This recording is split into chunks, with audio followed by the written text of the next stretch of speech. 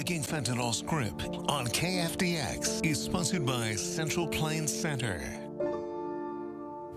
Fentanyl is one of the deadliest drugs, and it's sweeping America, hitting communities just like ours extremely hard. That's why our special series, Breaking Fentanyl's Grip, continues this evening. Tyshin Dawson joins us now with just how dangerous fentanyl really is. And Tyshin, just a few years ago, it really would have been unbelievable. Right. It's that deadly. Local first responders and law enforcement are seeing this crisis unfold in real time. They warn that fentanyl doesn't discriminate. It's killing teens, young adults, and even seasoned drug users. Communities are fighting back, but the battle is far from over. It takes just 2 milligrams, an amount small enough to fit on the tip of a pencil to be lethal.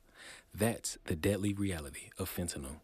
Fentanyl has definitely come about here recently very badly in about the past 2 years. Of course, before that, it was meth, but now fentanyl is rampant, not just in Wichita Falls, but a whole nationwide. It is the new norm almost now. Authorities say fentanyl, a synthetic opioid up to 50 times stronger than heroin, is flooding communities across the nation, including right here in local communities. Having worked patrol and talked to a lot of my patrol officers and detectives, when it was at its worst, people were almost overdosing every day. Clay County paramedic Corey Nava has seen firsthand how quickly the drug shuts down the body. I've had patients that have eaten fentanyl patches, patients that have thought they were taking cocaine or methamphetamine, but it was laced with fentanyl, so they start getting that different effect, and they realize something's wrong, so they call 911. But not everyone is lucky enough to make that call.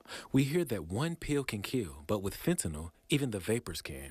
The stuff we're seeing on the streets and the stuff that's being mixed in or made to look like other things comes in a powder form, and it's very potent to the point that if the vapors were to get into the air or the little bit powder molecules and you were to inhale it, you will instantly start to overdose. In fact, fentanyl has even changed the way first responders approach routine situations. A law enforcement officer, they were in the routine back when they could do this. They would open up a bag or something they found in a car and smell to see if it was marijuana or see what it was, smell to see what it was. Well, he did that and it was fentanyl, and it caused him to have an overdose.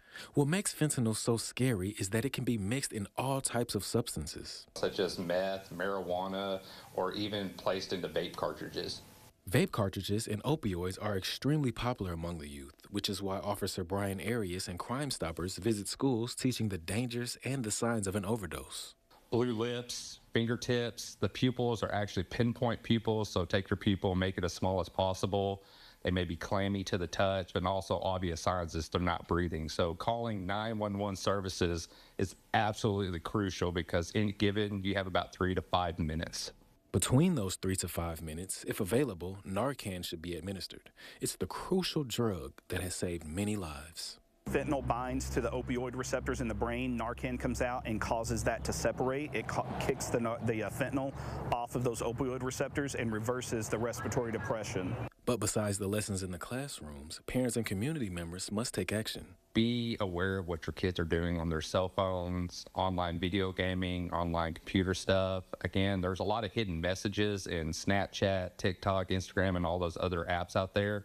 You're the parent. That cell phone is your cell phone, not your kid's cell phone. So please understand who they're talking to, what they're saying, because that could be a first step. You just have to be present in their life. The fentanyl crisis continues to claim lives, but through education, enforcement, and emergency response, we are fighting back. If you or someone you know is struggling with substance abuse, help is available. I'll include the number for Substance Abuse Administration and a link to receive free Narcan inside this story on Texomashomepage.com. Okay, Tyshin, thank you so much for that report.